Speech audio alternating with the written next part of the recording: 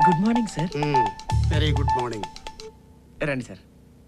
వివేక్, నీతో కొన్ని విషయాలు మాట్లాడాలని వచ్చాను. గౌతమి గారు మీతో ఏమైనా చెప్పారా సార్? అంతా చెప్పిందయ్యా, అందుకే నీతో కొన్ని నిజాలు మాట్లాడాలని వచ్చాను.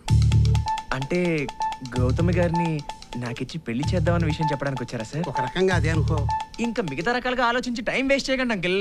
ఆలస్యం అమృతం విషయం అన్నారు. Sorry sir, uncle అనేసాను.